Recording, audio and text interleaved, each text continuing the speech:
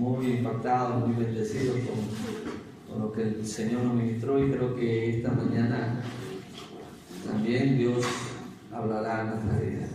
Amén. Sin más, doy paso al apóstol Basilio. Amén. Amado apóstol. Gracias. Gracias, pastor Alex. Buen día a todos, ¿cómo están? Buen día. No, los veo ya cansados ustedes. Apenas estamos iniciando. ¿Todo está bien?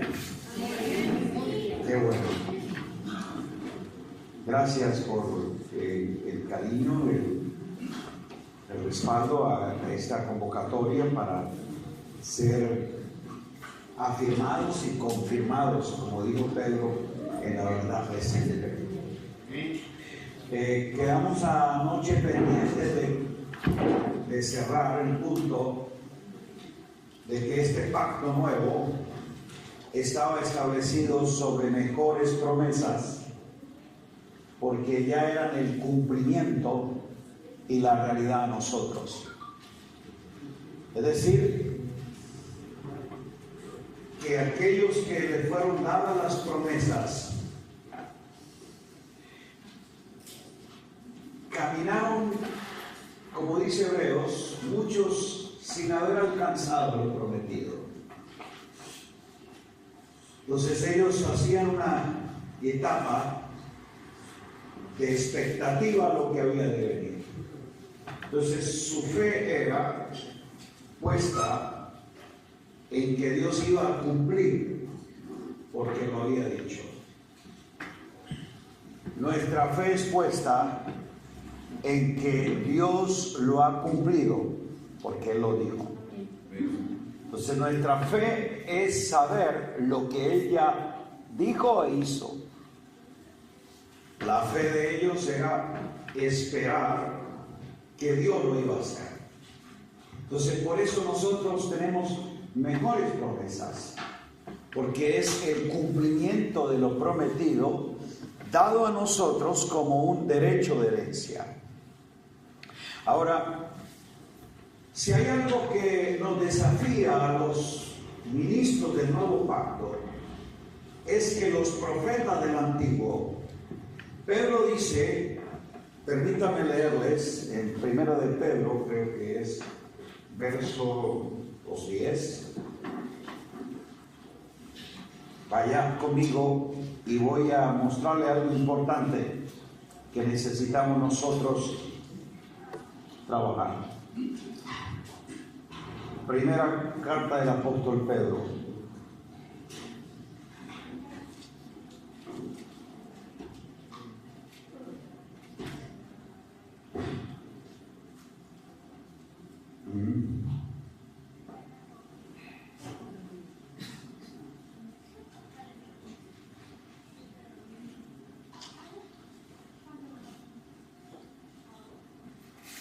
El capítulo 1, verso 10. Mire usted este desafío. Diga a los profetas que profetizaron de la gracia destinada a nosotros.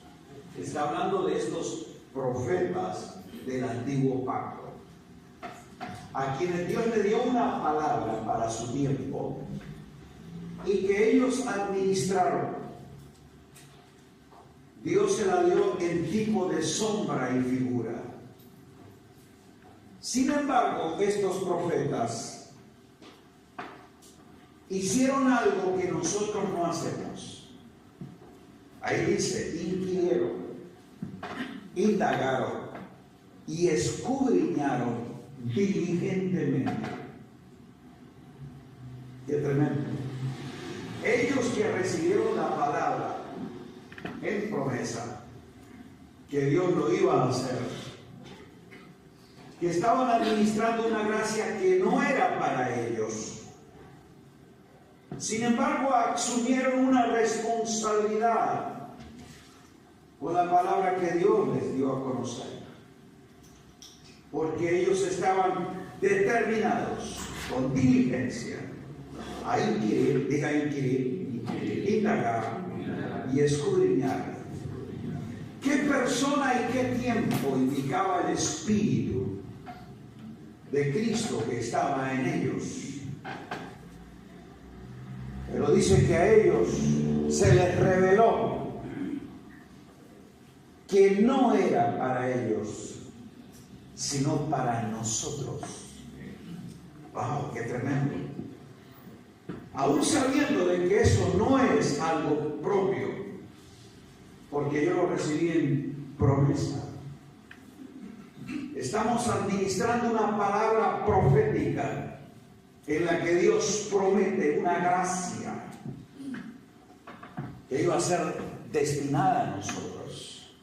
Y cuando Cristo vino lleno de gracia y de verdad, para dar cumplimiento a lo proféticamente anunciado, qué increíble que los que somos receptores reales de esta gracia, no hacemos lo que ellos hicieron: indagar, escudriñar e inquirir diligentemente. Ellos tenían una base mínima para hacer esa gestión: la ley, uno que otro escrito, pero no tenían más. Sin embargo, con esa mínima herramienta, inquirieron, indagaron, escudriñaron diligentemente. Nosotros, ministros del nuevo pacto, que tenemos toda la revelación escrita, la ley, la historia, los salmos, y tenemos lo que a los apóstoles se les reveló. O sea, nosotros tenemos todos los escritos. Somos irresponsables, negligentes, porque nosotros no escudriñamos, no inquirimos, no indagamos, no en lo proféticamente prometido, sino en lo revelado.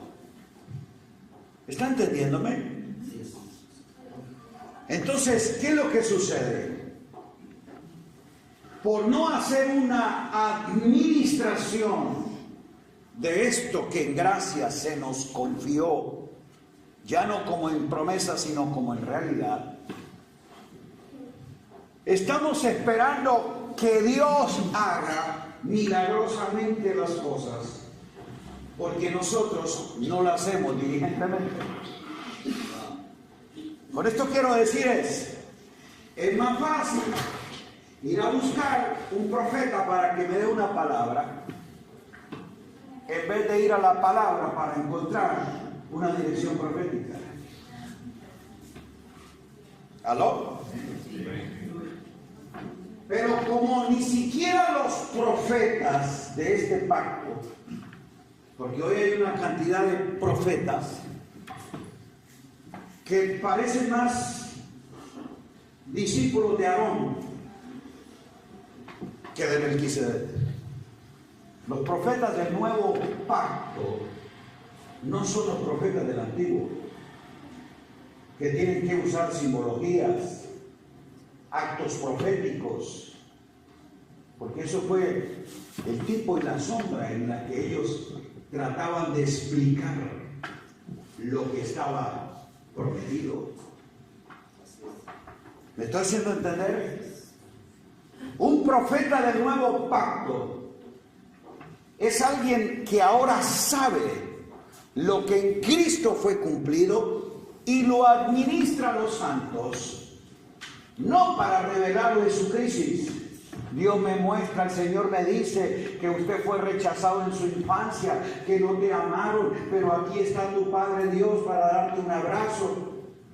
Y son profecías más de adivinación que de instrucción y de revelación. Un profeta del nuevo pacto no está para descubrir tu crisis, sino para descubrir a Cristo en ti. Que tú te descubras en Cristo, que tú te conozcas en Cristo, que tú sepas quién eres en Cristo.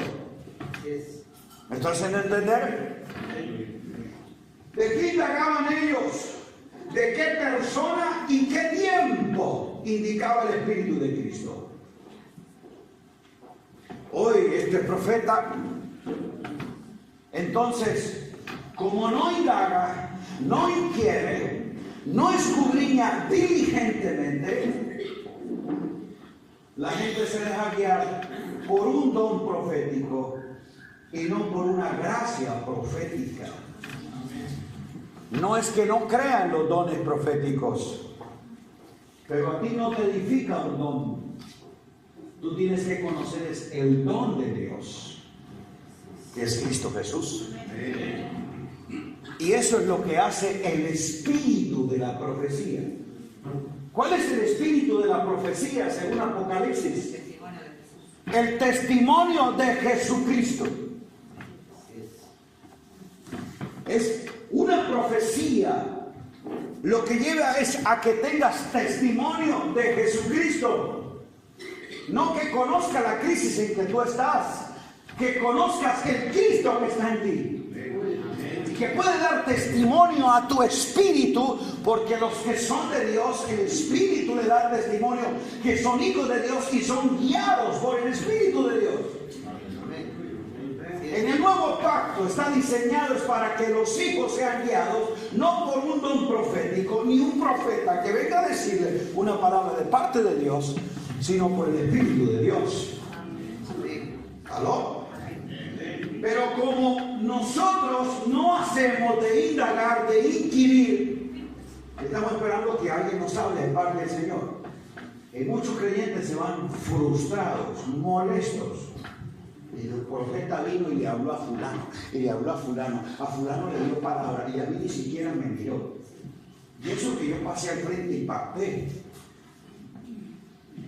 Porque la gente, como tiene una ignorancia de lo escrito, y no tenemos la tarea de indagar, es más fácil que alguien nos hable, y no que el Espíritu nos enseñe. ¿Aló? Entonces, y a veces nosotros estamos queriendo encontrar una palabra a dedo. Aquí, a ver, Señor, háblame hoy. No. Dice que ellos indagaron, escudriñaron, y que también ellos inquirieron diligentemente. Una vez más, hermanos, no tenían todo lo que nosotros tenemos. Nosotros tenemos dos cosas que ellos no tenían. Primero, toda la revelación espiritual. Y dos, la presencia del Espíritu morando en nosotros. A ellos el Espíritu descendía y les hablaba. A nosotros nos habita y nos habla. Mira la diferencia. El Espíritu descendía y les daba una palabra a ellos. El Espíritu no habitaba en ellos. En nosotros el Espíritu habita. ¿Cuántos tienen el Espíritu Santo?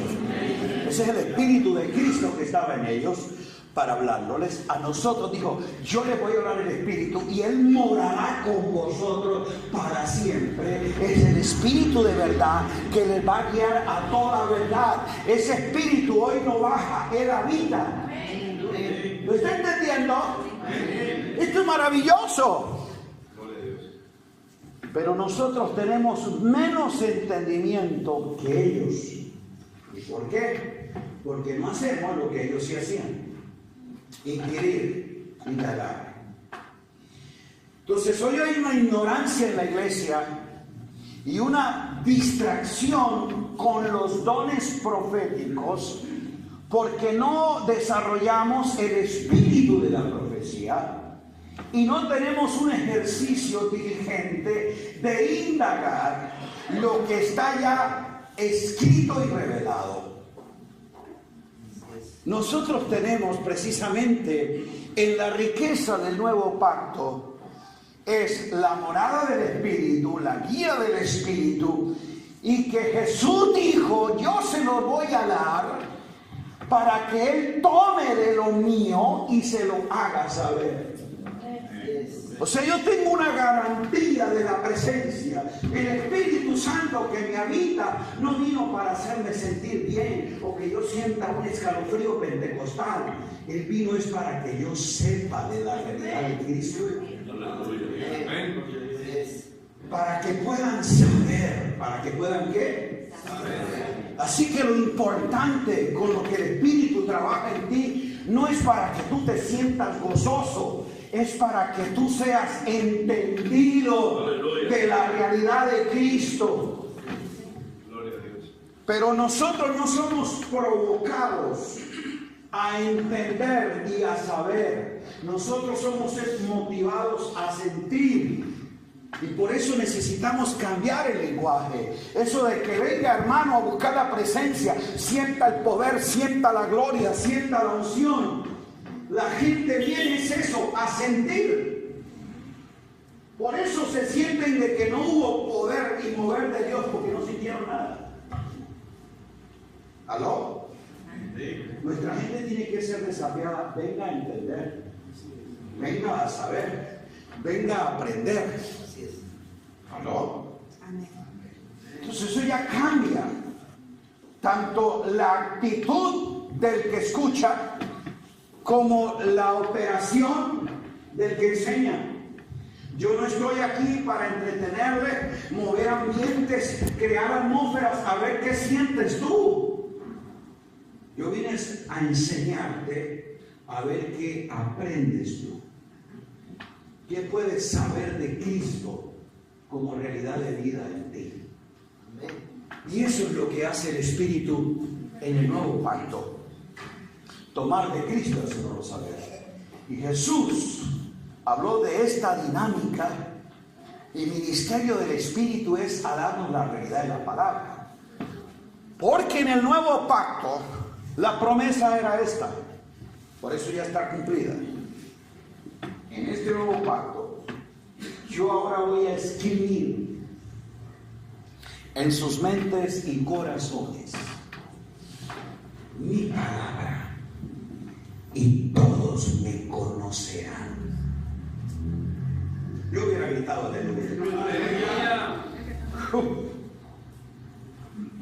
Yo tengo aquí en mi espíritu ya improntada la palabra. Porque dice que en mi mente y corazón es la impronta para que yo pueda conocerle. Escuche, conocerle, no conocer la Biblia, conocerle a Él. Amén. ¿Está entendiéndome? Sí. Ok. La palabra es escrita, la palabra es revelada y la palabra es improntada. El Logos es la palabra escrita de Él. Todo lo que se habla concerniente al verbo, al Logos, Dios lo dejó escrito. Por eso es que en las sagradas escrituras son las que dan testimonio de Él, no la Biblia. Las sagradas escrituras. Y las sagradas escrituras son las palabras que Dios inspiró para que se registraran. Entonces diga, en la Biblia están las sagradas escrituras. O todo lo que está en la Biblia es palabra inspirada de Dios. No diga amén. Porque en la Biblia hay cosas que escribió el hombre y hay cosas que habló el diablo. ¿O no? En la Biblia, porque la Biblia es el libro donde se recopilaron todas las cosas que Dios quiso que se conocieran. Diga el libro. El libro. Y yo le pregunto, en ese libro que nosotros le llamamos la Biblia, todo lo que está escrito ahí, Dios lo inspiró y Dios lo habló. Entonces no es Sagrada Escritura. Es Biblia, biblión, recopilación de libros escritos. Y ahí en esa misma Biblia que tú y yo tenemos, hay cosas que dijo el hombre. Y están escritas.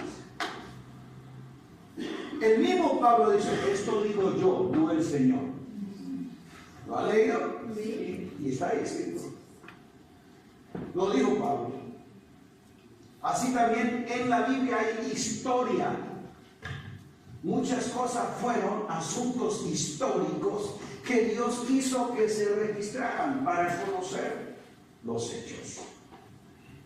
Las Sagradas Escrituras son aquellos escritos que Dios inspiró. Y eso se le llama logos, que es lo escrito a través del verbo, de lo que Dios da a conocer a través del Hijo. Por eso son las Sagradas Escrituras las que nos pueden hacer sabios para la salvación, y son las Sagradas Escrituras las que dan testimonio de Cristo. ¿Ok? Dentro de las Sagradas Escrituras está la palabra. La palabra es Cristo ya revelado en ti como vida. Por eso mis palabras son espíritu y son vida. Esa es la palabra que sale de la boca de Dios y donde Cristo es revelado y conocido en ti. Entonces la palabra es Cristo mismo siendo realidad de vida. El logos pasa a ser un rema. Como ese verbo se revela a ti y tú lo conoces como vida. Por eso esa palabra es vida, no es letra, no es un texto, es una vida. Amén. Amén. La palabra te produce vida, el libro información.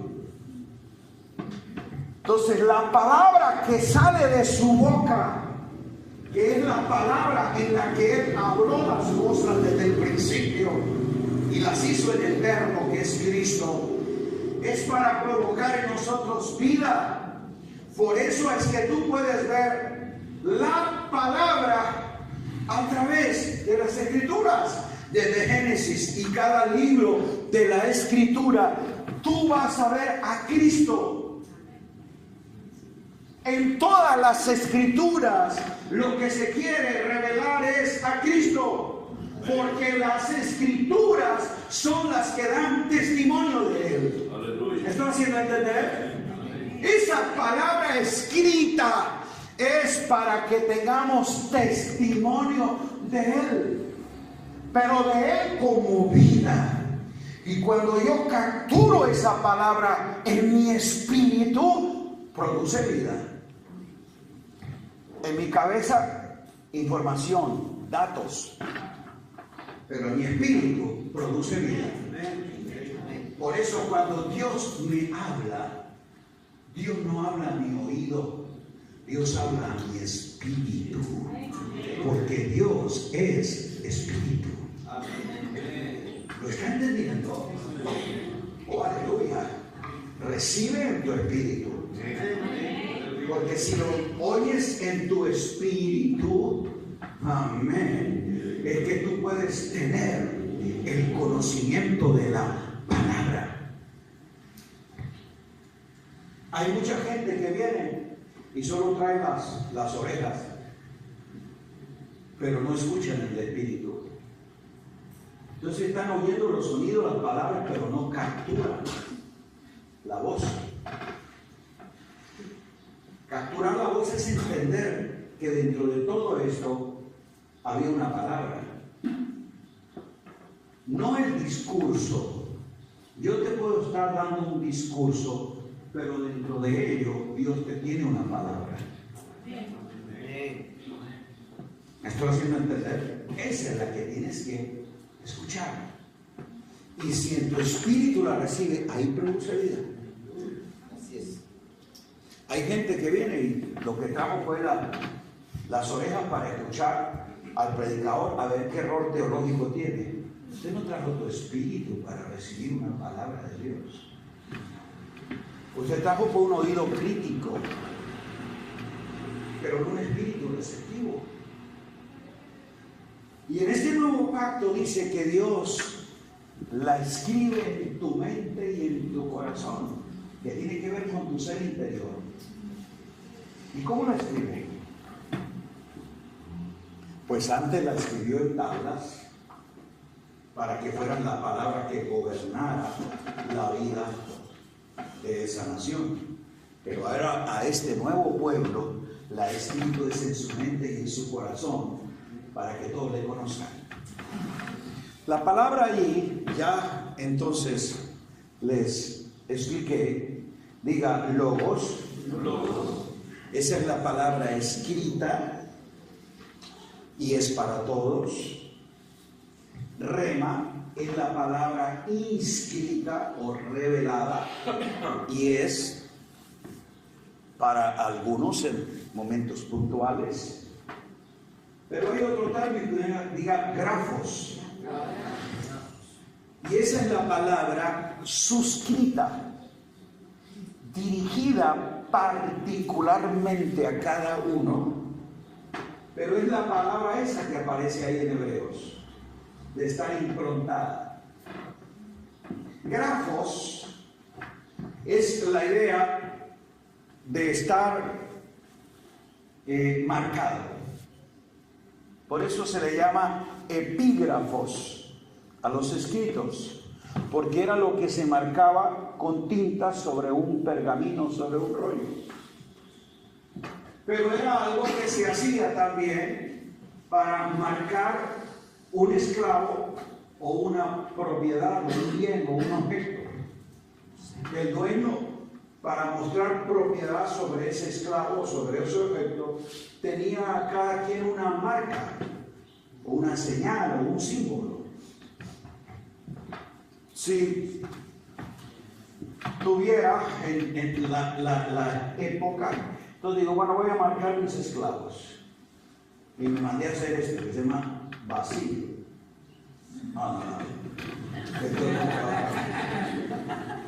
Entonces yo quiero que con esa, en serio, eso se llamaba grafos, que era la marca que se le ponía en la piel o a la vaca y él sabía que donde veían ese grafos, eso era mío. ¿Me estoy haciendo entender? Cada quien tenía una marca distintiva. Cuando se marcaba, no se podía borrar. Escúcheme bien dónde viene la idea de grafo, de escribirla en la mente y en el corazón. No sé si ustedes conocen, también la gente milenial no va a saber de esto porque ni saben la época del mimeógrafo, de la tipografía, solo los que somos de esa edad.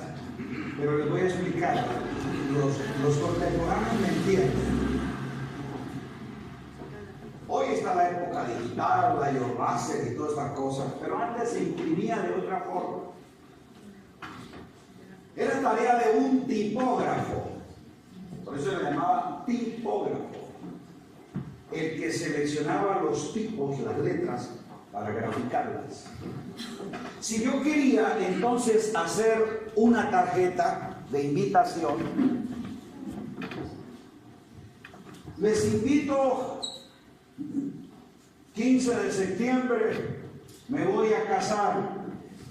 El tipógrafo cogía la L, la E, la S, la montaba en un pedazo de madera que encima llevaba como un hule, un caucho. Iba montando cada letra y luego la ponía en una plancha metálica y aquí en otra plancha metálica la hoja. Le ponía la tinta que quería que saliera y hacía esto. Búscalo por ahí en unos videos viejos, cuando ya el video ni existe de eso. Pregúntale al abuelo más bien cómo era que se hacía. Pero me están entendiendo. Eso se llama tipografía, el trabajo de marcar. Eso quedaba improntado. El asunto era que no es como hoy, que te pone una tecla que dice tili y la borra y la cambia. No. Estaba escrito y quedaba escrito. Por eso la responsabilidad era del tipógrafo. Y él tenía que tener mucho cuidado de ubicar bien las letras y seleccionar los tipos. Porque si ponía, les invito el 15 de septiembre que me voy a casar y ponía con Z, solo se equivocó en un tipo. En vez de S puso Z. La gente llegaba con rifle y no sé qué cosa y no me traía regalos. Por error del tipógrafo, porque eso quedó ya escrito. Esa es la idea que está en Hebreos cuando dice que él lo va a escribir y es grafos, que Dios va a tomar su palabra y la va a improntar en ti, marcándote con los tipos que Él seleccionó. Y lo que Él seleccionó, los tipos que Él seleccionó para improntarla en ti, fue en el verbo, en la palabra, en Cristo. Él seleccionó los tipos que iba a improntar en tu espíritu para que le conozcas. Grite aleluya. Y lo que está escrito en tu espíritu no se puede borrar. Alabado sea Dios. Escuche lo que dijo David, Salmo 139, verso 14. Te alabaré, oh Dios. Formidables, maravillosas son tus obras. Estoy maravillado. Mire David, con esa luz de entendimiento, pero lo que podía comprender. Señor, mi alma lo sabe muy bien. ¿Mi alma lo qué? No lo siente, lo sabe muy bien. Y no fue encubierto de ti mi cuerpo, bien que en oculto fui formado, y entretejido en lo más profundo de la tierra, mi embrión vieron tus ojos. Y escuche lo que él entiende. Y en tu libro estaban escritas, y es la misma palabra, grafos, todas aquellas cosas que luego fueron formadas, sin faltar ni una de ellas. Wow. ¿Sabe qué es lo que está diciendo en Revelación David? La soberanía de Dios de haber graficado en su vida, mi alma lo sabe muy bien, que tú seleccionaste para mí un escrito y está marcado. Y dice que es en el libro de la vida. Yo les pregunto, ¿cuál libro?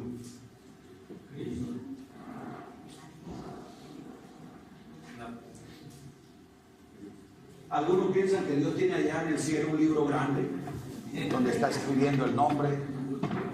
Hermano, libro de la vida es una figura retórica para describir no algo, sino alguien. Así como árbol de la vida no es un asunto literal, sino figurativo para describir a alguien. En el huerto Dios puso el árbol de la vida. ¿Quién es el árbol de la vida? Según la revelación y termina en Apocalipsis. ¿Quién es el árbol de la vida que él puso allá en el centro del Edén? Cristo. Cristo es el árbol de la vida. Cristo es el libro de la vida. En él es que Dios ha escrito los que son suyos. Por eso en Cristo los escogió antes de y escribió sus nombres. ¿Dónde los escribió? En el libro de la vida. No grite aleluya. Tú estás escrito en Cristo y Cristo está escrito en ti. Oh, gloria a Dios. Porque tú fuiste escogido en Cristo antes de. Y tu nombre estaba escrito ahí. ¿Están conmigo? Ok. David está diciendo, Señor, hay un escrito en mi vida que tú seleccionaste para mí. Y yo quiero vivir conforme a esa realidad. ¿Sabe por qué David tuvo equivocaciones? Porque no se apegó a lo que estaba escrito. ¿Sabe por qué Jesús nunca falló? Porque Él dijo, oh Dios mío, vengo a hacer tu voluntad. No como yo siento, como me gusta, como me conviene, como en el rollo del libro está escrito de mí. ¿O no? Cuando dice está escrito la misma palabra, grafos. Ahora yo le pregunto, ¿qué libro consultaba el Señor para saber qué era lo que tenía que hacer? ¿Él consultaba algún libro? Dios mío, ¿qué voy a hacer? No, él no consultaba ningún libro. Algo que ya estaba escrito en su espíritu. No, usted viera gritar aleluya. En el nuevo pacto, ya Dios escribió en ti lo que en Cristo tú necesitas desarrollar. Precisamente la fidelidad de Cristo al propósito eterno del Padre es que Él conocía que en el libro de la vida ya el Padre había determinado para Él un plan. Y cuando dice, vengo, oh Dios mío, para hacer tu voluntad, es cuando se introdujo a la tierra. Así lo dice la Escritura, que introduciéndose a este mundo dijo, me preparaste el cuerpo. Él ejecuta la voluntad de Dios en la tierra y no falló en nada de lo que estaba escrito, porque Él estaba atado a ese libreto. Su espíritu lo sabía, aunque su alma, angustiada hasta la muerte, una vez dice, Padre, si es posible, pasa de mí esta copa. ¿Cómo estaba su alma? Su alma. O sea, su mente, sus emociones estaban angustiadas, su humanidad angustiada. Pero su espíritu tenía improntado, pero no se haga mi voluntad sino la tuya. ¿Dónde él conocía la voluntad de Dios? ¿En la angustia de su alma? No, en lo graficado en su espíritu. Amado mío, de igual forma, a ti y a mí en la vida, como a Jesús, nos pueden provocar circunstancias, abandono, traición, decepción, lo que sea, que crea angustia en nuestra alma. No hay ningún problema que nuestra alma llegue a angustiarse. Y aún en nuestra propuesta, Señor, si es posible, cambia la copa. Tratar de cambiar la copa no es pecado. Pecado es no hacer lo que está escrito. ¿Está aquí conmigo? Jesús propuso negociar la copa, pero jamás negociar la voluntad. Dijo, yo quiero hacer, es tu voluntad. ¿Y con qué consultó? ¿Con la angustia de su alma? No, con lo que en él estaba escrito. Vengo, oh Dios mío, para hacer tu voluntad. Conforme en el rollo del libro está escrito para mí. Porque para Jesús de Nazaret, el Cristo encarnado, también Dios definió un libreto. Por eso él era consciente de lo que tenía que hacer. porque el Padre le había enviado. Para esto yo he sido enviado. Él tenía claridad de cuál era su papel para cumplir aquí en la tierra. Y por eso cuando Él lo cumplió, dijo, hecho está. Aleluya. Él cumplió el único que ha hecho la perfecta voluntad de Dios en el cielo y en la tierra se llama Cristo.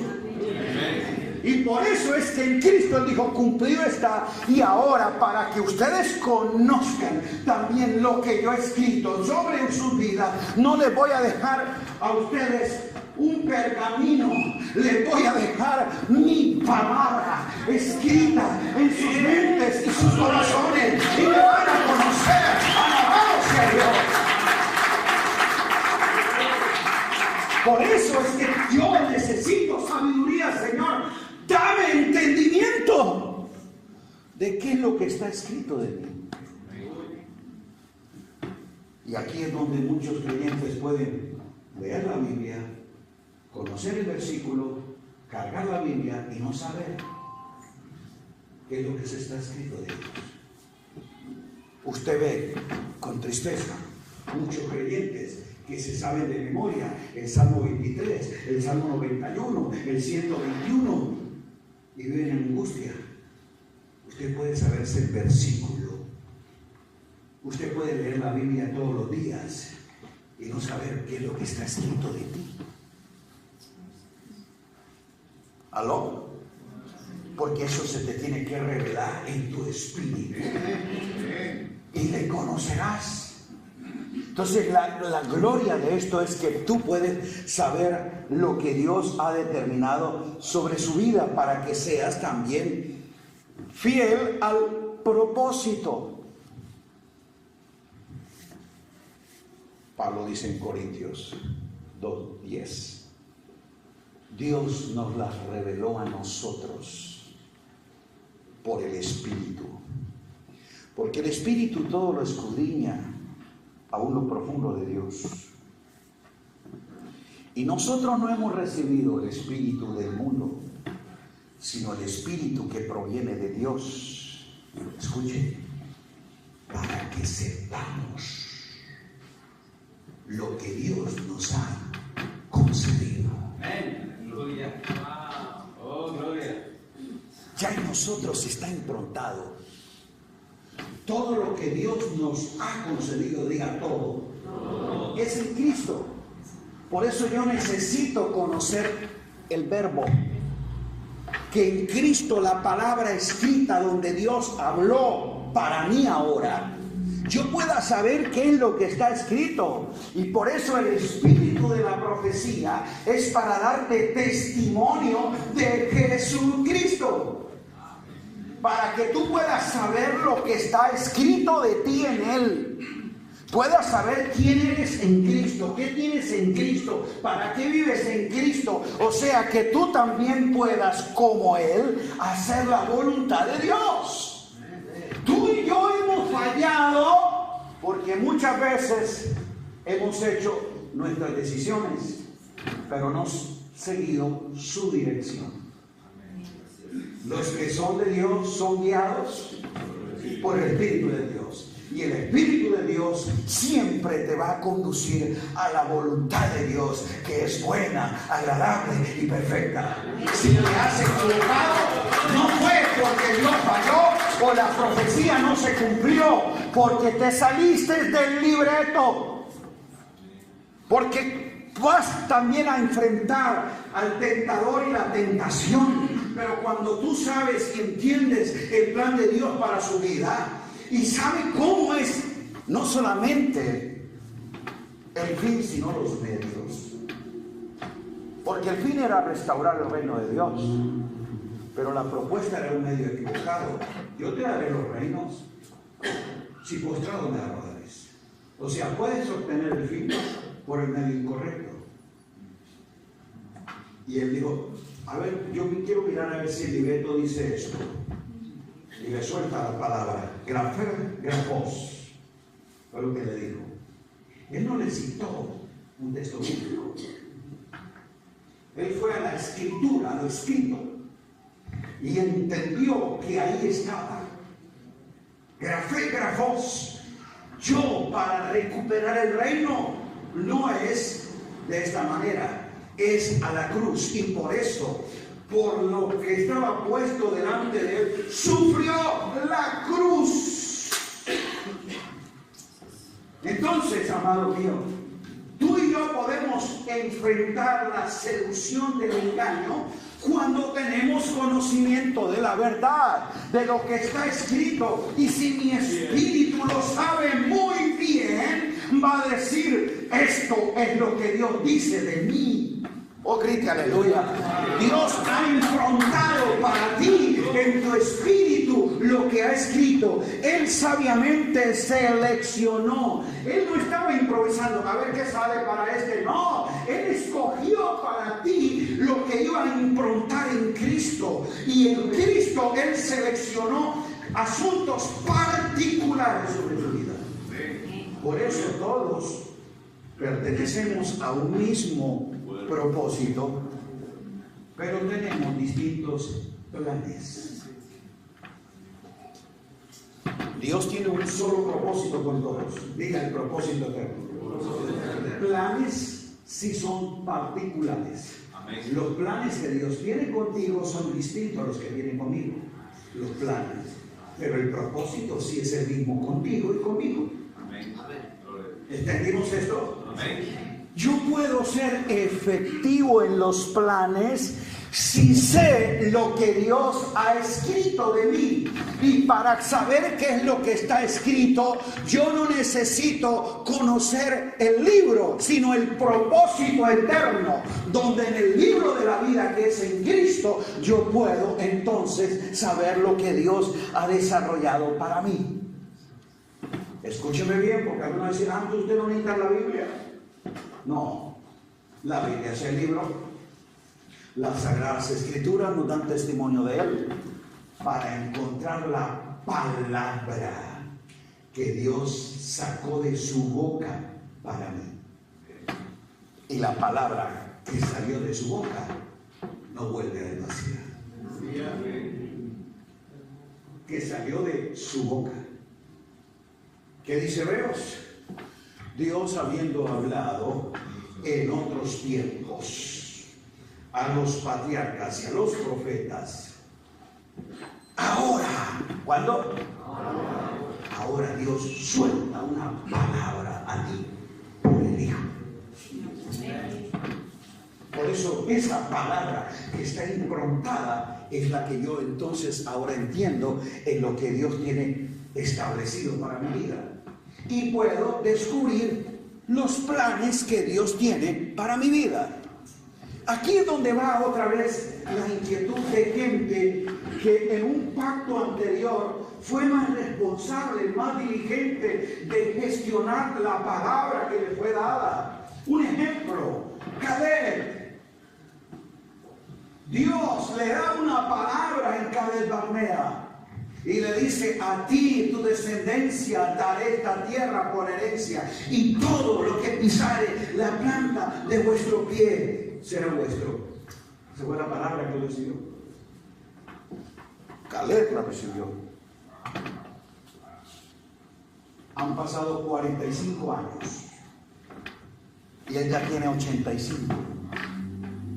Dice el libro de Josué que siendo Josué ya viejo y cansado de la guerra, reunió a las tribus de Israel y le dijo: vamos a arreglar esto fácil, ya no vamos a pelear más. Consiga cada príncipe su nombre de cada tribu y tráigamelo aquí. Yo voy a hacer aquí una lotería. El nombre que yo saque, Neftalí, pues le tocará eso. Iba repartiendo la heredad, dice, por suerte. Y la palabra es que toda la tierra la dividió en lotes. Por el viene una idea de lotería. Lo que se reparte por suerte en lotes. Él estaba.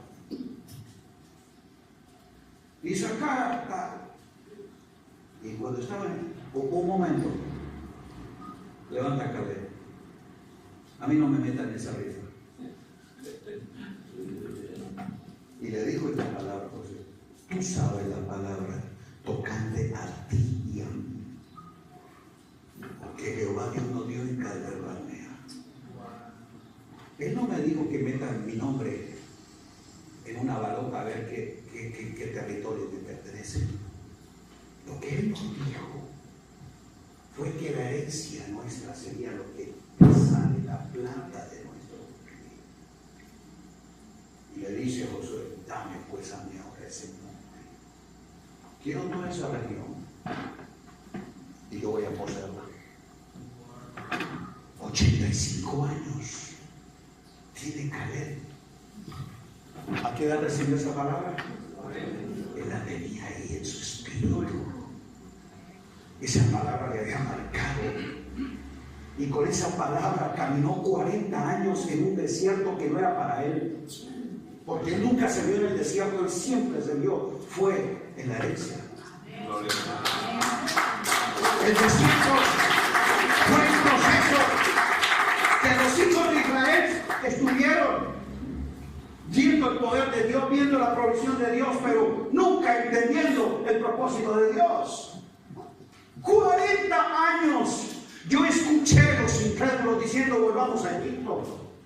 ¿O para qué vamos aquí a morir en el desierto? Eso lo escuchó él, pero él jamás pensó ni volver a Egipto, ni morirse en el desierto. Él siempre creyó esa palabra de que un día iba a pisar su herencia. 40 años. Josué, tú y yo llevamos 5 años peleando contra los cananeos. Y yo he estado aquí esperando este día. Dame ese monte. Y se atrevió a pedir Kiriat Arba, que se llama tierra de los gigantes. No pidió la aventura más fácil. No. Porque es que cuando tú tienes una palabra profética en la que Dios grafica para ti un plan, tú tienes una cosmovisión, oh aleluya, la palabra profética revelada a tu espíritu te da una percepción en el tiempo y te hace ver lo que otros no están viendo. ¿Por qué pidió él Kiriat Arba? Porque Dios le había dicho, la tierra que yo le doy como herencia es tierra de gigantes, donde tendréis casas que vosotros nunca edificasteis, montes de cuyo monte sacaréis cobre, tierra que fluye leche y miel, tierra de manantiales. Kiriat Arba eran los gigantes, los descendientes de Anak, que habían tomado posesión de esa gran territorio, porque tenía algo muy particular. Primero, tenía la fuente de arriba y la fuente de abajo. Ese territorio tenía agua todo el tiempo. ¿Sabe usted lo que es agua en esa época y que era la vía principal de las caravanas y cientos de beduinos que pasaban de un lado a otro por ese territorio? Tener aguas era tener en las grandes autopistas de la nación todas las gasolineras, porque ahí era donde tenían que venir ellos a abastecerse. ¿Usted sabe el comercio que se genera en ese territorio? Así que esos gigantes tenían un control económico. Su estatura intimidaba. Estaban aquí en la parte alta, porque desde ese monte se divisa casi todo el territorio hacia todos los lados. O sea, tiene una vista estratégica militar. Además, en ese monte había una veta interminable de cobre. ¿Sabe lo que es cobre en esa época? Es tener la materia prima para producir armas de la guerra, herramientas de trabajo, utensilios de la casa. ¿Está entendiéndome? Así que cuando este viejito, que es viejo pero no tonto, tiene 85 años, pero tiene un entendimiento, digo, yo quiero eso. Y no me importa si hay gigantes. Yo voy a ellos y no los voy a sacar con mi fuerza, sino con mi autoridad.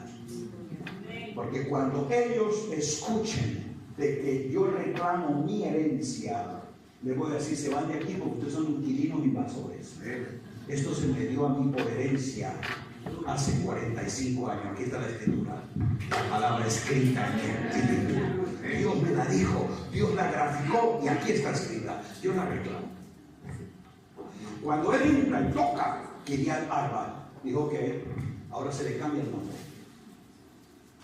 Vamos a hacer la escritura de este terreno. A nombre de Caleb, y se va a llamar Hebrón. Le cambió el nombre. Mira el poder que tú tienes cuando caminas en la autoridad de una palabra. Primero, que puede revertir situaciones. Lo segundo, que tú tienes la capacidad en el nombre de establecer la identidad que Dios quiere. Hebrón quiere decir comunión, asociación. Pero eso le da una lectura profética. Porque Caleb no solamente está viéndose él, sino viendo sus generaciones posesionadas en un legado y en una herencia que Dios le dio. Hebrón vino a ser el primer lugar en el que David, el rey ungido, establece dominio. Los primeros 7 años del reinado de David, ¿dónde fueron? En Hebrón. Ahí fue donde Dios lo respaldó. Fue su asentamiento militar, donde él ejerció dominio sobre todos sus enemigos. Y cuando los ancianos de Israel, que estaban allá en Jerusalén, vieron el testimonio de que este de verdad sí era un ungido, que no era aquel idólatra, hechicero que había dejado al pueblo empobrecido, amargado, aquel que había dejado a todos los hombres de Israel sin espada en su mano, sino que este era un rey convencido de la autoridad de Dios, que en una cueva allí en ese territorio de Hebrón, en Adulán, él había entrenado a los cobardes de Saúl a ser los valientes de David, a esos amargados, endeudados y afligidos, con sueños y esperanzas rotas. Les habló de que Dios lo había ungido a él y que había dado el poder de ejercer dominio, y hizo su ejército.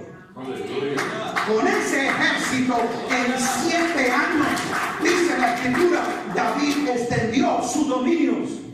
Los ancianos de Israel que dicen, no, queremos hacer un pacto contigo, queremos ser hueso de tu hueso, carne de tu carne. Ven y reina con nosotros también. Y le entregaron Jerusalén para que fuera la ciudad donde él estableciera la fortaleza de David. Y fue allí en ese lugar que él trajo entonces el arca al monte de Sión. Pero ¿dónde fue que él comenzó? Hebrón.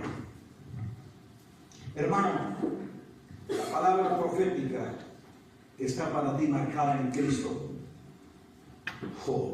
recíbalo. No terminas cuando te mueres. Esa palabra tiene trascendencia en tus generaciones.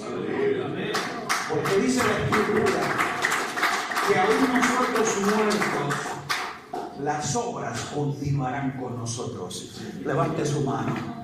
Diga: el propósito eterno de Cristo en mi vida no termina con mi vida. ¿Cuánto lo creen? Es eterno. Dios lo continuará en tus hijos, en tus nietos, en tus generaciones. Aleluya. Tu descendencia es poderosa, porque Dios te ha marcado con una palabra eterna. Así es.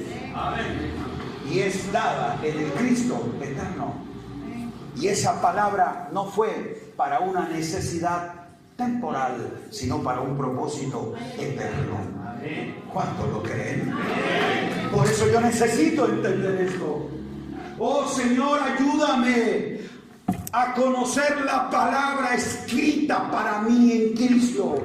Espíritu Santo, tú me habitas, tú me guías a la verdad. Dame luz para que yo pueda saber lo que está escrito de mí. Y lo que está escrito de mí, el Padre lo seleccionó. Los tipos que Él graficó en tu espíritu, los seleccionó en el verbo para que fuera palabra de vida. ¿Estamos entendiendo? Entonces, camina seguro en la vida, porque en el libro de la vida ya está escrito lo tuyo. Señor, no me angustia lo que esté pasando afuera. No me preocupa cuál es la situación de las naciones. Jamás a mí me va a desesperar, Señor, un futuro incierto. Yo sé lo que has escrito. Diga yo también. Porque esta es la gloria. Todos me conocerán. Oh, aleluya. Es ese conocimiento, diga conocimiento. Note usted que aquí la importancia es precisamente poder saber y entender lo que Dios ha escrito. Y para ello, entonces yo tengo que hacer mi tarea. ¿Cuál es?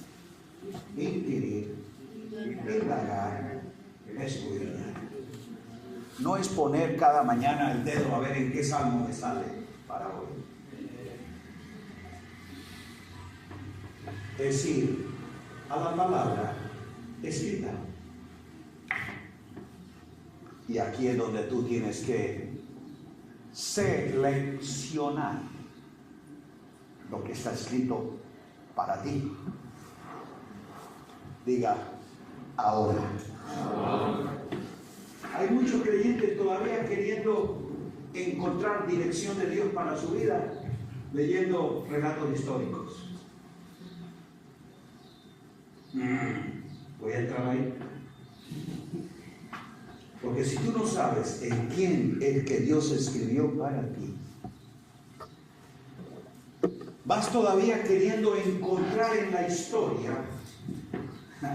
Y esta es la gran diferencia entre la verdad histórica, la verdad eterna y la verdad presente. ¿Qué es la verdad histórica? Es lo que Dios escribió para los patriarcas y los profetas, y que está en la Biblia, en el libro, y que Él habló en esos otros tiempos a ellos. ¿Está aquí conmigo? Eso es lo que mucha gente no conoce y no sabe discernir.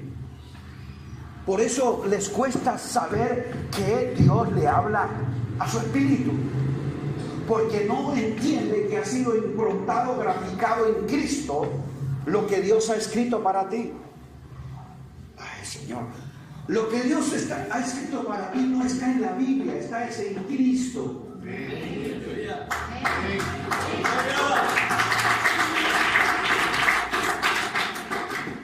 Yo hubiera dicho aleluya. Porque en la Biblia tú puedes encontrar la verdad histórica.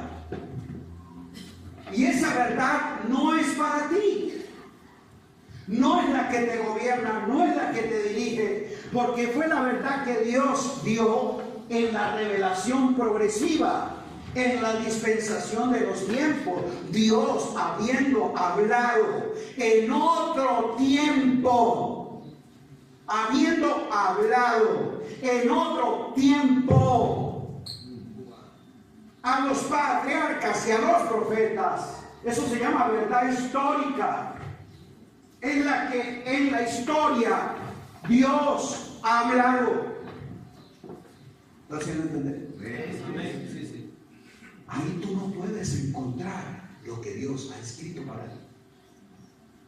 Porque lo que Dios ha escrito para ti lo hizo fue Cristo. Verdad histórica, entonces, es lo que está en la Biblia, que Dios habló y está escrito. Diga, pero no es para mí. A ver si me van a entender. Dios dijo en otro tiempo: manda a los hijos de Israel que todo varón nacido sea circuncidado al octavo día. ¿Dios lo dijo? Sí. ¿Quién lo dijo? Dios. Mándalos. ¿Está escrito en la Biblia? Sí. ¿Y por qué no lo haces? ¿Por qué no lo haces? Si está escrito y Dios lo dijo. Porque fue lo que Dios habló en otro tiempo. Eso se llama verdad histórica. ¿Está aquí conmigo? Sí. La respuesta es: eso no es para mí. ¿Por qué no es para mí? Porque Dios lo habló a ellos. Entonces mire cómo hacemos nosotros. A eso decimos que no, pero otras cosas decimos que sí. No, todo lo que Él habló aquí no es para mí. Ese de circuncidar y todo lo demás que aparece ahí en los escritos no es para mí. Esa no es una verdad presente, esa es una verdad histórica. Por eso muchos creyentes todavía quieren la gloria del Sinaí, danzar como David. Si el Espíritu de Dios se mueve en mí, yo danzo. ¿Para qué tú quieres danzar como David? ¿Aló? O sea, tú estás queriendo tomar para ti verdades históricas. Y ahí es donde tú estás confundido, porque dices: ¿cómo hago eso? Porque no es para ti. Verdad eterna, diga verdad eterna. Una verdad eterna es inamovible, inmutable, permanece para siempre. Y es lo que está escrito. Escuche la diferencia. Verdad eterna es todo lo que en las Sagradas Escrituras se dice concerniente a Dios, en su carácter, en su naturaleza, en su esencia y en su propósito. Diga verdad eterna. Que Dios declara, las Sagradas Escrituras lo registran, y así es. En Éxodo, en Levítico, en los Salmos, en las epístolas, en Primera de Pedro, en el libro de Apocalipsis. Note usted que en muchas partes de la Biblia dice: Dios es santo. ¿Cuántos creen esa verdad? Amén. Esa no es una verdad histórica, ni una verdad presente, es una verdad eterna. Ha sido, es y será. Dios nunca dejará de ser santo, de ser justo, de todo lo que la Biblia describe de Él. Su esencia, su naturaleza, sus atributos, su propósito nunca deja de ser, porque es eterno. Diga verdad eterna. ¿Y qué es una verdad presente? Dios habiendo hablado ahora por el Hijo. ¿Por quién? Ok.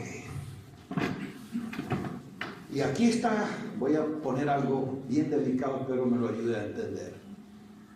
Lo que Dios habla es lo que ya Él ha declarado consumado en el Hijo. Hecho está. Por eso muchas cosas que Jesús de Nazaret dijo no son verdad para él. ¿Por qué? Porque Jesús de Nazaret es el varón judío, nacido de mujer y bajo la ley. Es el niño que nació y en quien se encarnó el Cristo eterno, el Hijo eterno. ¿Aquí conmigo? Escuche, el que nació en Belén no es el Hijo de Dios, porque Él no nace, Él siempre ha sido.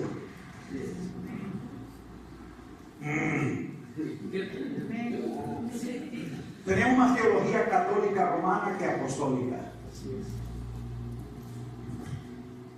El que nació es el niño. El hijo no nace, el niño sí. Por eso Isaías dijo: hijo os he dado, niño es nacido. ¿Quién es el que nace? El hijo, Dios lo da. El niño nace.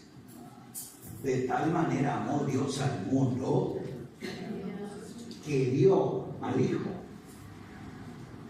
Y en ese niño que nació era que estaba el Hijo eterno, el Cristo eterno que se encarnó. ¿Lo haciendo entender? Ese que se encarnó y que es el niño se llama Jesús. ¿Llamará su nombre?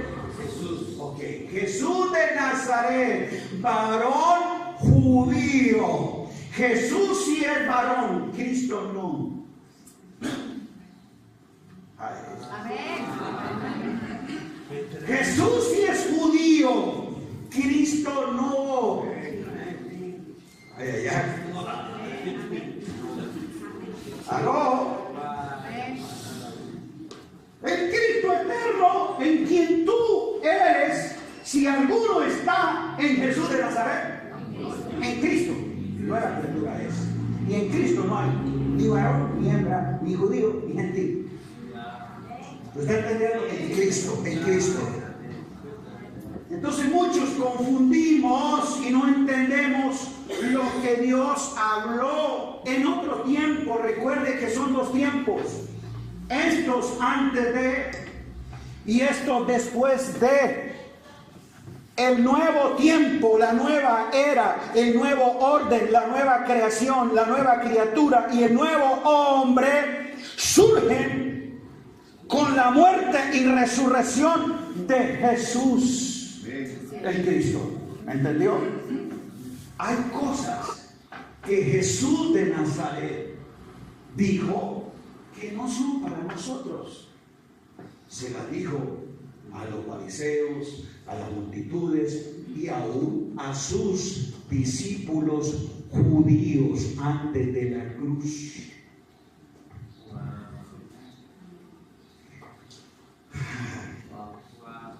Voy a decir algo tal vez que también esto es teología católica romana. A nosotros se nos enseñó que la oración modelo es que, mire que tenemos teología católica sin quererlo, no bíblica sino católica. ¿Dónde dice la escritura eso? Que esa es la oración modelo. Si esa es una respuesta que Jesús le da a los discípulos judíos que lo vieron orar, Señor, enséñanos a orar. Le pregunto, ¿era que ellos no oraban? ¿No oraban los discípulos? 3 veces al día. Que recuerde que eran judíos, 3 veces al día, pero hacían malas repeticiones como los demás. Dios te sabe más bien. Enseñamos a orar. Porque vieron que él oraba de una forma diferente. Actitud, contenido. Siempre tal vez oyeron a Jesús orando desde el propósito, no desde el problema. Eso fue lo que le llamó la atención. ¿Por qué siempre está orando que se haga su voluntad, que quiero conocer tu propósito? Y yo siempre todos los días oro, Señor, sana a mi suegra que está enferma, Señor, ayúdame con esto.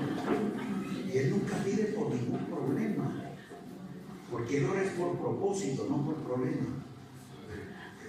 Más de uno tenemos que decirle, Señor, enséñanos a orar, porque nosotros oramos cuando tenemos problemas. Jesús y Pablo oraban porque tenían propósito, no porque tenían problemas. Dígame, no, ay, ay, ay. Y vosotros oraréis así, le dijo a los discípulos judíos antes de la cruz: Padre nuestro que estás en los cielos, santificado sea tu nombre, venga tu reino. Diga, antes de la cruz.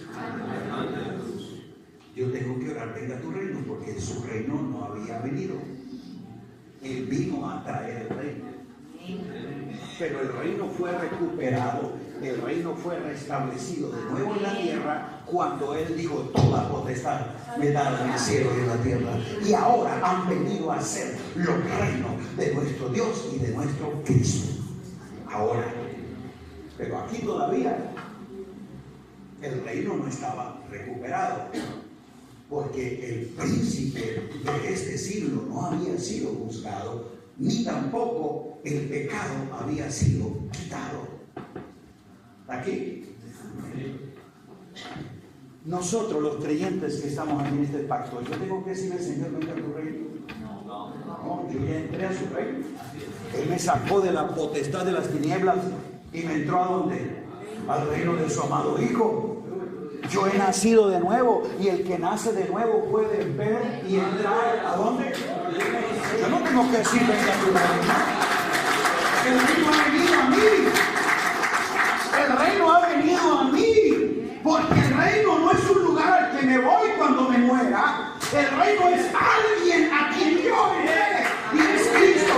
El reino es Cristo.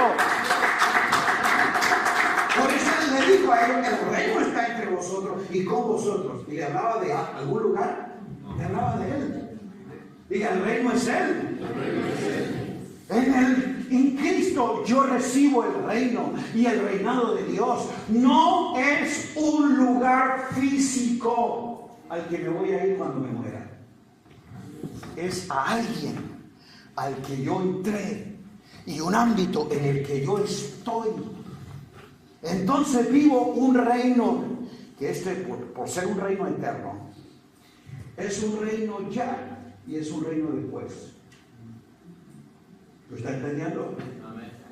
Pues ya entré al reino eterno. El que ha sido, el que es y el que será. No lo veo muy convencido, pero lo importante es que tú y yo estamos en el reino.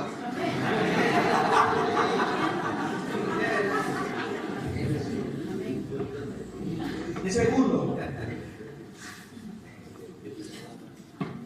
venga a tu reino. Perdona nuestros pecados. Yo le pregunto, yo ahora, aquí, después de la cruz, donde el pecado fue borrado, y Él le dice: nunca más me acordaré de sus pecados. Yo tengo que estar diciendo al Señor: perdóname mis pecados. Pero hay muchos creyentes que sí. Cada vez que hay un llamamiento al altar, viene llorando: Señor, si yo te ofendí hace 7 años, yo fui infiel. Todavía vuelve a recordar lo que hizo hace 7 años. ¿Y eso por qué? Porque viene un pastor o un predicador de ley y de condenación que no entiende el nuevo pacto, y le dijo: que fue pecador y ofendió la santidad de Dios, y que el Señor te destituye de su gloria. Le hace recordar su vida vieja, trae a conciencia de pecado, y viene llorando, pidiéndole.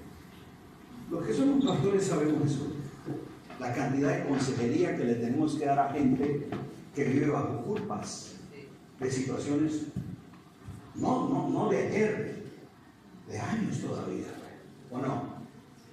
Porque ellos no entienden que el pecado fue quitado. Ese cordero quita el pecado. Yo no tengo que orar: Señor, perdóname mis pecados, porque mis pecados fueron perdonados. Y ahora yo soy un hijo justificado, no un pecador perdonado. Wow. Y con esa razón entonces quiero decir que voy a pecar y a vivir. No, ¿qué pues? ¿Pecaremos para que la gracia abunde? En ninguna manera. Por cuanto sé que soy un hijo justificado, con gratitud y temor le sirvo. Pero eso es una oración antes de. El pan nuestro de cada día. Yo tengo que orar por el pan de cada día. Todos los días se levanta usted: Señor, suple hoy, Padre, la provisión en la mesa. Señor, que hoy venga tu provisión. Yo no tengo que estar todos los días orando. por una necesidad de pan. Cuando en Cristo yo he sido bendecido con toda bendición. Pablo no nos enseña que pidamos por el pan. Da gracias a Dios. Amén. Cada vez que comas, de gracias. Pero no para que Dios te supla, sino porque te lo ha suplido. No el de cada día, el de siempre. Ay, ay, ay. Wow. Que has comido el pan de vida. Escuche. Y nosotros estamos orando todavía para perdonar a nuestros enemigos. Que el Señor nos libre del maligno. Cuando la palabra dice que el que es de Dios y ha sido engendrado de Dios, Dios le guarda y el maligno no le toca. Y mire usted todo lo que está ahí en eso, que eran pautas para ellos antes de la cruz. Pero si tú quieres entender cómo orar, le ruego que coja todas las cartas apostólicas y empiece a ver cómo oraban ellos, qué oraban ellos, y usted jamás va a encontrar cosas del Padre Nuestro. Léalas. Lea todas las oraciones apostólicas y muéstreme en alguna de ellas que cuando los apóstoles oraban estaban siguiendo pautas del Padre Nuestro. No, orando en el Espíritu con entendimiento, porque no oraban desde la necesidad, sino desde la bendición. No oraban por el problema, sino por el propósito. No oraban en crisis, sino en Cristo. ¿Entendimos? Entonces yo necesito aún en eso comprender qué cosa dijo Jesús de Nazaret que no son para mí. Y muchas las dijo él, y fue hablando Jesús a sus discípulos judíos que creyeron en él. Dios nos habla ahora es en Cristo. ¿Lo entendimos? Por eso es que Jesús de Nazaret, el varón judío, fue circuncidado al 8º día, ¿o no? ¿El niño fue circuncidado? El niño, Jesús. Cristo nos circuncida en el corazón. Aquí, diga, Jesús de Nazaret fue circuncidado. El Cristo eterno nos circuncida. Jesús de Nazaret fue presentado en el templo. Cristo nos presenta como su templo, piedras vivas. Jesús de Nazaret fue bautizado en agua para arrepentimiento. ¿Tenía algo de qué arrepentirse? Pero digo, deja para que cumplamos toda justicia, la justicia de la ley, ordenanzas y mandamientos que demandaban arrepentimiento de obras muertas. Él lo hizo. Jesús de Nazaret se bautizó en agua, pero Cristo nos bautiza en el Espíritu. ¿Aló? ¿Estamos entendiendo? Y para terminar, para corregir, todavía nosotros oramos.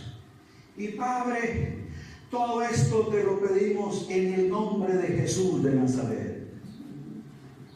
¿Han oído eso? Sí. ¿Sabe por qué? Porque algún predicador, ¡fuera del nombre de Jesús de Nazaret! ¡Fuera!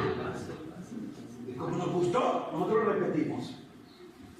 Muéstreme en las epístolas una oración que se haga en el nombre de Jesús de Nazaret. Muéstreme. Dígala, no la hay. Si no la hay, no la debo hacer, porque no es lo correcto.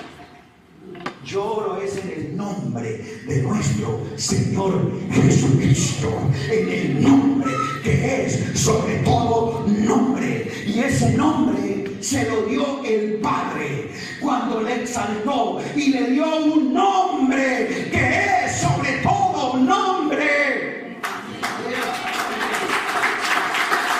para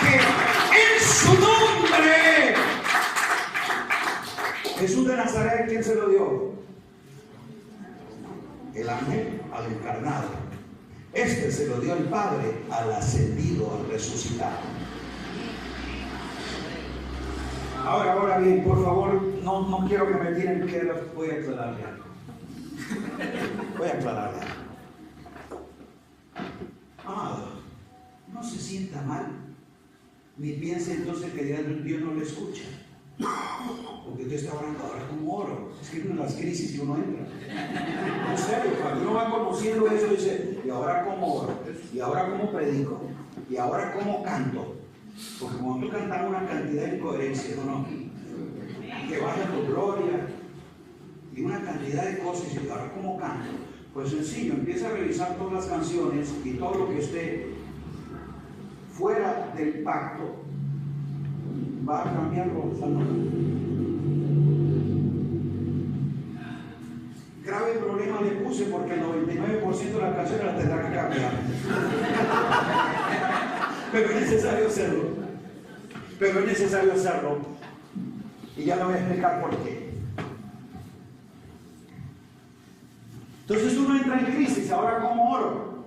Sigue orando, sí. No te preocupes. Mientras el Espíritu te enseña, no te preocupes. Porque te voy a decir algo. El que te oye es tu Padre. Y tu Padre no está pensando en cómo lo dice el Hijo. ¿Cuántos tienen hijos?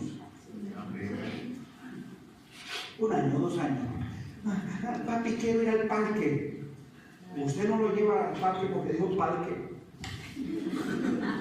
Mi hijo no se sabe expresar bien. El vocabulario que tiene de un qué. Habla mal, no dice las palabras correctas, la gramática no es la adecuada, la forma no es la adecuada. Usted lo rechaza. No, hasta que no hable como yo. No, usted lo ama, le da. ¿Por qué? Porque es que su hijo y el niño, usted lo entiende en la etapa en que está y le responde sencillamente porque es hijo.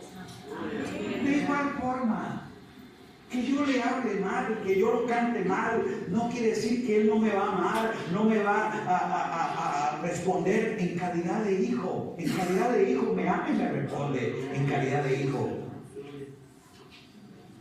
En calidad de heredero no me confía.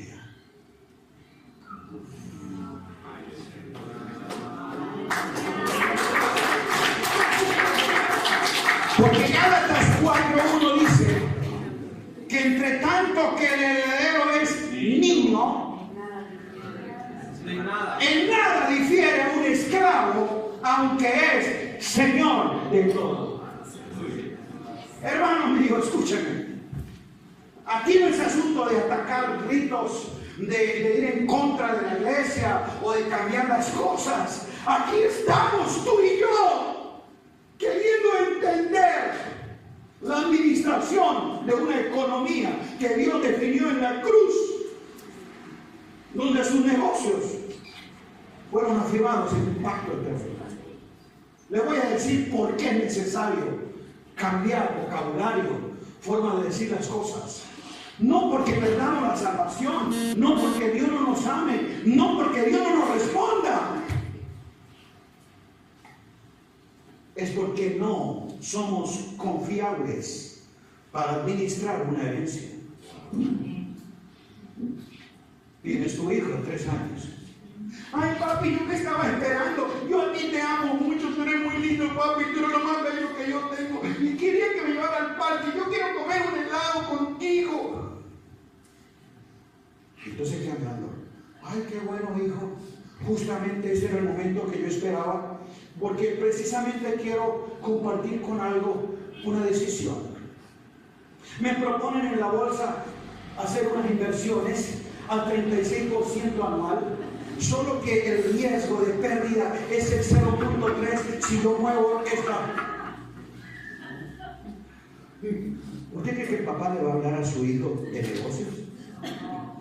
¿Le va a hacer conocer cómo administra la herencia? ¿Aló? No. Lo ama, es mi hijo. Vamos al aparte, juguemos, le doy la chocolatina. Pero yo no te voy a hablar de negocios, porque tú eres Dios. Amados, mira los ojos de Dios. Tú y yo estamos aquí en este pacto, como dijo Pablo, como fieles administradores de esta economía. ¿Saben por qué necesitamos cambiar nuestra forma de pensar, de hablar y madurar en Cristo? Porque si seguimos con un vocabulario de niño infantil, el Padre nunca nos va a revelar sus negocios. Y esa fue la gran diferencia de Jesús de Nazaret, que siendo niño no se quedó infantil. Y a los 12 años, 12 años, cuando fueron al templo, ¿a qué fue Jesús al templo? A danzar como David, el poderoso de Israel. No. Él no fue al templo a jugar al culto, ni a entretenerse, ni a buscar la presencia de Dios. Cuando su madre le preguntó dónde estaba, dijo, ¿acaso no sabes? ¿Cuántos años tenía? 12. Pero no era un niño, porque el texto dice que ese niño había crecido en sabiduría, en estatura y en gracia delante de Dios y de los hombres. Y precisamente el asombro de su madre cuando le vio no fue el que estaba en el templo, sino dónde estaba. ¿Qué dice la Escritura? ¿Que lo vieron qué? ¿Que lo vieron qué? Sus padres entraron y lo vieron qué, dice el texto, sentado. Y uno piensa, no, el Señor estaba ahí sentado escuchando el culto. No es sentado de postura física. La palabra ahí es catizo. Lo vieron en catizo, no sentado ahí en el culto. La palabra sentado, catizo, es dar rango, sentado en autoridad, porque en el templo el sumo sacerdote tenía ancianos que se llamaban los doctores de la ley, que eran los que se sentaban en la cátedra de Moisés. Cuando dicen que se sentaban en la cátedra de Moisés, no era que tenían los 12 rollos ahí de banco, sino que en catizo legislaban, determinaban los asuntos de la ley. Y ellos eran la autoridad única que podían aclararle la ley a todos los feligreses. Por eso estaban en cátedra. A ese rango no llegaba el que quería, ni el hermano más antiguo en la congregación, ni el que más diezmo traía. Ahí llegaba, era gente, doctores, maestros de la ley, que se habían ganado el respeto entre ellos y porque podían definir en cátedra esos asuntos legales. Cuando ven a Jesús, 12 años ahí en ese ámbito, ¿quién lo puso ahí? Porque ahí no iba el que quería. Yo siento hoy, no siento hoy, no. Solo lo sentaban si el sacerdote o los ancianos lo invitaban. Y si lo invitaban a usted a sentarse en la cátedra de Moisés, es porque estaba calificado, plenamente maduro para discutir esos asuntos. Estos doctores de la ley discutían la ley. Y él dijo, yo vine aquí a discutir el buen negocio de mi padre. Porque ustedes han hecho de esta casa una cueva de ladrones y su negocio. Yo vine aquí fue a definir el negocio, que aquí en un pacto eterno yo hablé con mi padre Allí yo hice una transacción. Mi padre definió un negocio. Por eso en la Biblia los negocios del Padre, el decreto anticipado, el propósito eterno, la voluntad, todo eso se refiere a lo mismo, que tiene que ver con el asunto que desde el comienzo el Padre